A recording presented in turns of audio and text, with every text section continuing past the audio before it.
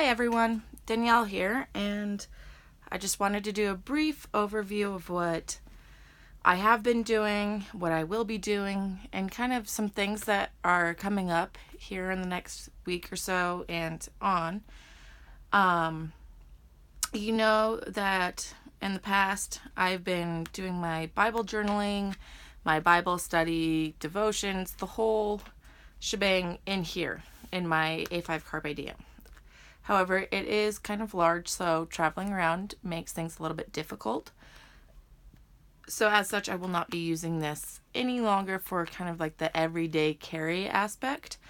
I will be using it for storage, as in the past I have mentioned that I wasn't sure how I wanted to store my previous daily devotions and my note pages and stuff.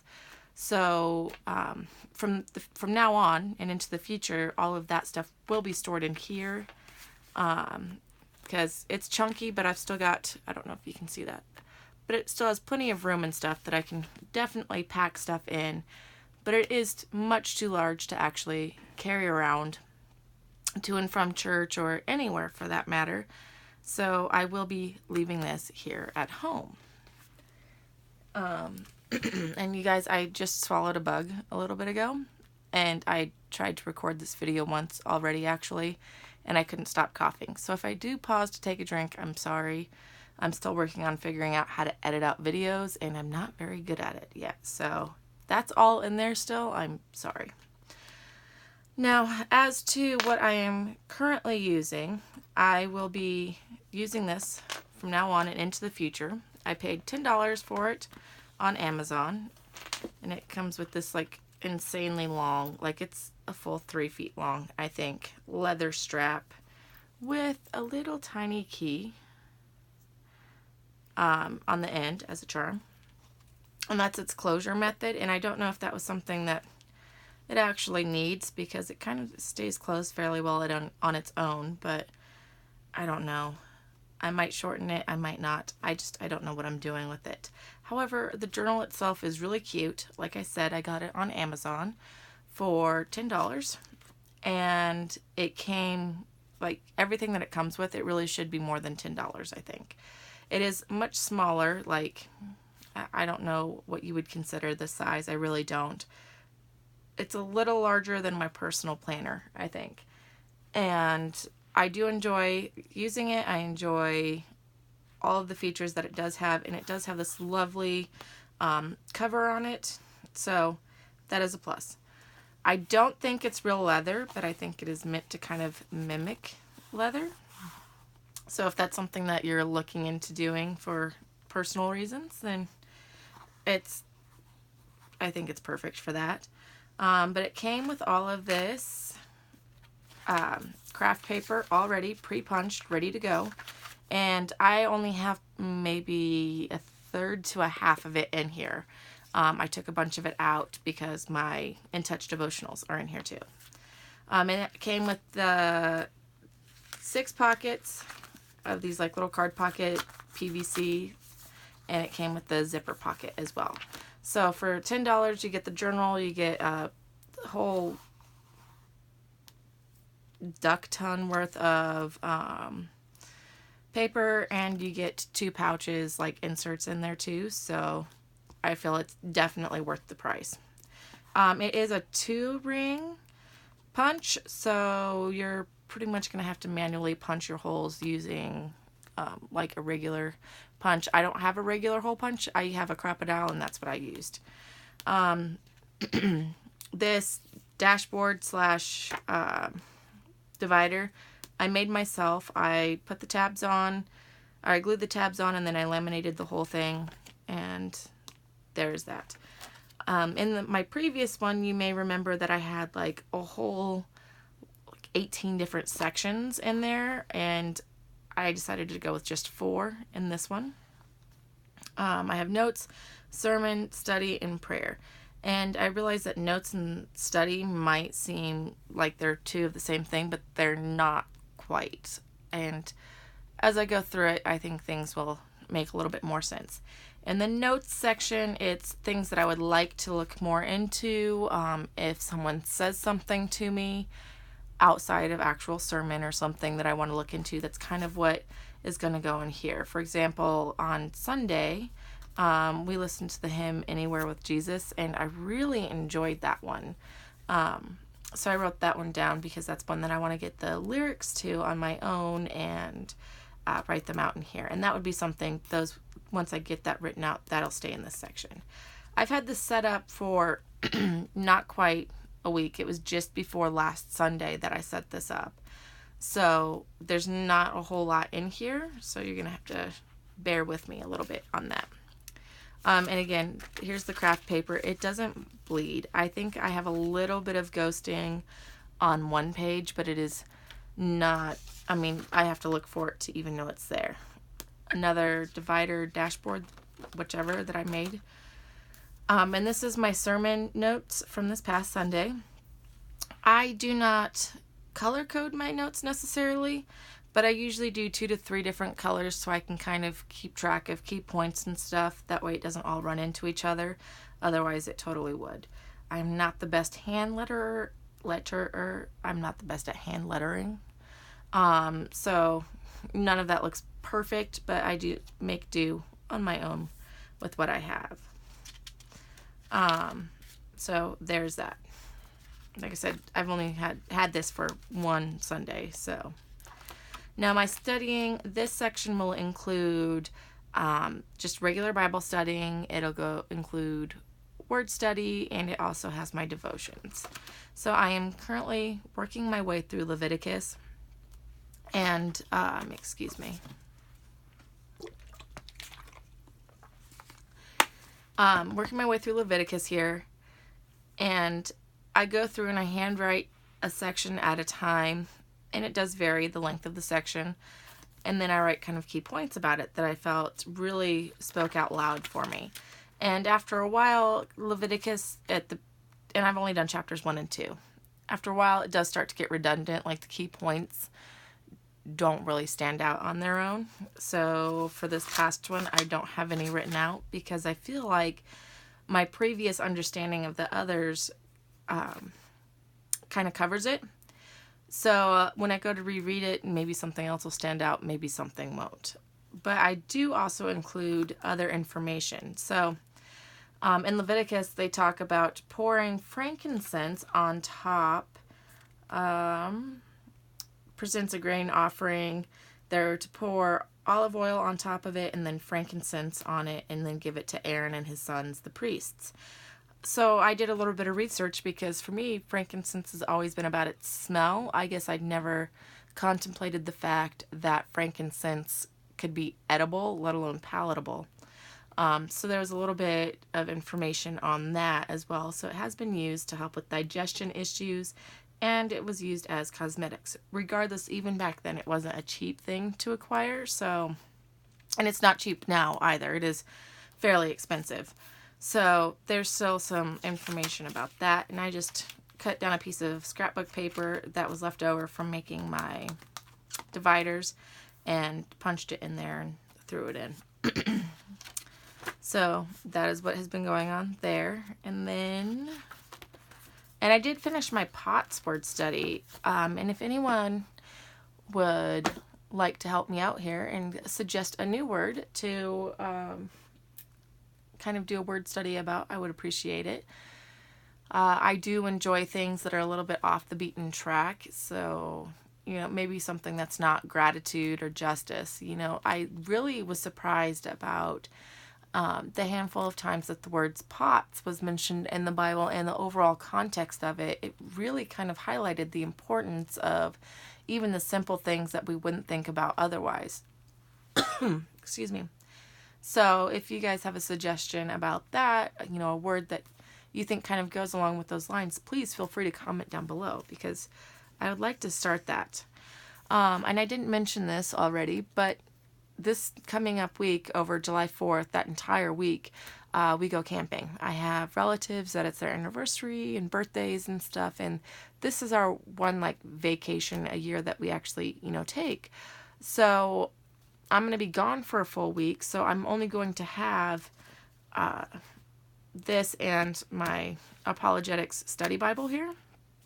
So if you would want to comment that down below before Friday, so that way I have time to get the stuff together, I would really appreciate it.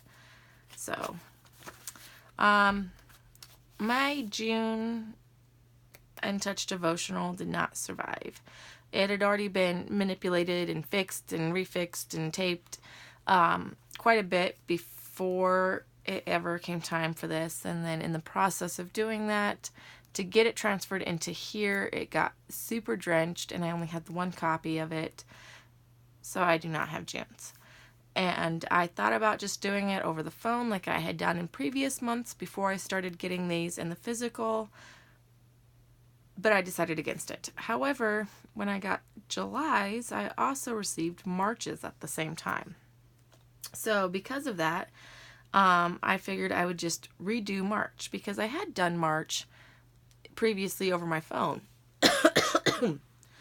But I do have to say it's a lot different working over your phone versus working inside the devotional. It's a lot more tangible, and you can kind of highlight points a lot easier in the actual devotional magazine subscription versus on the phone. If you don't have a choice, then going by the phone or on the computer, I do recommend it. I mean, it's better to do something than nothing at all, completely.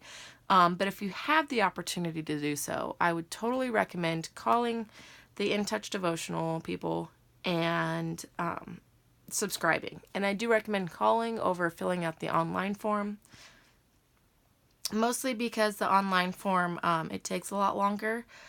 It took over 6 weeks and I still hadn't received an updated copy. And so when I called them, it was 4 days. When I called, they redid the subscription and I got that month's thing. So totally recommend doing that. And usually I highlight, but when I started March's, I've just kind of been underlining and keeping track of the points and my thoughts on it and stuff. But I do still add in other things when I don't have enough room for notes.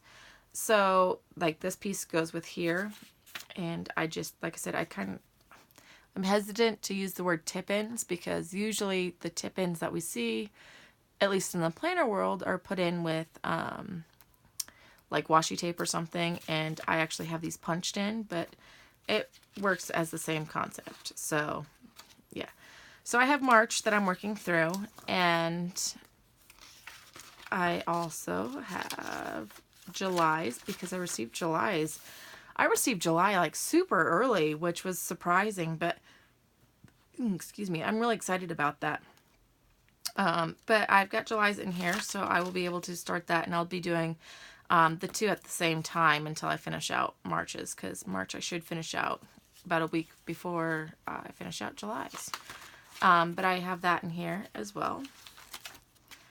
And then my prayer section, that one's kind of private. I know some people divvy up by like family prayers and stuff. I kind of have a list of things that I either want to pray for. For example, for myself, I would like to pray for more diligence, and forgiveness and patience and understanding, because those are some things that I would like to work on within myself. So, I'm praying for that on me, but I don't know if I said that right. I apologize if I didn't. But I also have like a list of people that I'm praying for, and some of them I don't necessarily know what their needs are. I just kind of know that they're going through like a difficult time right now. Or if I have a coworker who seems rather short-tempered, I pray for anything that she might be struggling with in her own time, in her own life, that she hasn't shared, for God to help her out, So because of that, I'm not showing my prayer section, but it is that thick, and I will just add paper to it as I need to. And that is all. The one offset out of this journal that I don't care for is that this knot here makes it very difficult for the pages to lay flat on this side, which is part of the reason why I'm thinking of taking this whole thing out and not having it hooked there. Otherwise, I love the whole setup. It's super adorable, super cute, and super, super affordable, which is a big thing when you have kids like I do. Or even if you're on a limited budget, as I know some people are. So this will be going camping with us. And I got the Apologetics Bible a while back, before Christmas, because I was informed that the Apologetics Bible helped answer questions especially for new Christians, that don't necessarily have the information that a lot of Christians who were raised up in a Christian household might already be aware of. Or that they just accept completely on faith, which I really wish I could, and I'm working on doing that, but there are just some things that I have to have answers for, okay? And I'm the person who Googled to find out how much what type of perfume, when they perfumed Jesus's body in the tomb, how much they would have used for that, or I should say when they were preparing to do that. Because in my mind, I was picturing 15 5-gallon buckets of this liquid perfume. And I was informed that is not how that works. But that is the type of question and things that bother me and come up quite a bit. I know with Daniel, it was Daniel, they mentioned one king, and then the very next line it's a different one, and I'm like, well, what happened? And is that was his kid? Was that his grandkid, great grandkid? So those type of things kind of bother me a little bit. Excuse me. So I did get the Apologetics Bible to use as a tool with my NIV. Excuse me. However, I am taking this one camping with me specifically because of the fact that it is a paperback, and it is it can fit into backpacks a little bit easier than what the average, or my hardbound Bible would.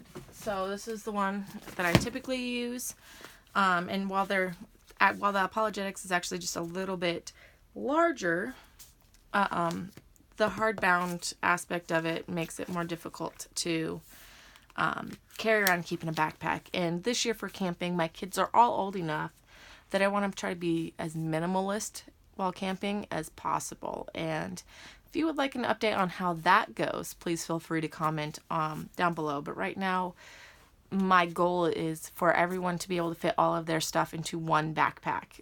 My kids each have their own bag that everything that they will need for camping will fit into that bag, or on it in the case of their tents. So this will not be going with me. It'll just be my Apologetics. And like I said, normally my Apologetics is more of a tool and an additional device as well. But I will be doing word study and such directly out of this one. Now, I do have a color code and highlighters, and I wasn't planning on taking my highlighters because they're the kind of gel crayon type, but the more I think about it, the more I think they will be all right if I keep them in the shade unless I'm directly using them. Excuse me. And I will be taking my glue and my tabs, and you can kind of see here, what's that?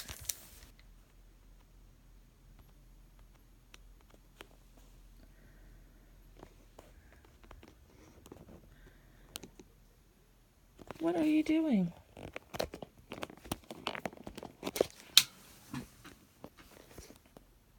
Oh! I don't know if you guys can see that or not. It went haywire there for a minute because my battery apparently was getting low. So now I'm doing this by hand. So I hope this all goes all right. I put in tabs here. I do not think that life is futile. That's a subject header kind of thing. But I kind of glue in the tabs throughout. If I have, is this one? Oh, okay. So right there, it's a reference that kind of goes back to Exodus. So this is from the New Testament to the Old Testament. And I put these tabs, I glue them in as needed. And then the color tabs, I eventually will get them labeled, but they're not done yet. And I also put the tabs in on the bottom so it kind of fills up all the way around and will close somewhat evenly. And like I said, these are the gel-like highlighters, and I don't have them in here at the moment. But I will be taking a glue stick and the tabs, and I'm still thinking about the highlighters. So if that's something that you think would be okay, please feel free to let me know on that one. As for anything else, I'm going to let you guys go. I hope you guys have a blessed day. Feel free to subscribe down below and leave a comment. Let me know what you guys would like to see. Let me know if there's a word that you think I should do a word study on. And yeah, I hope you guys are really enjoying your vacation time and time spent this summer. So, goodbye.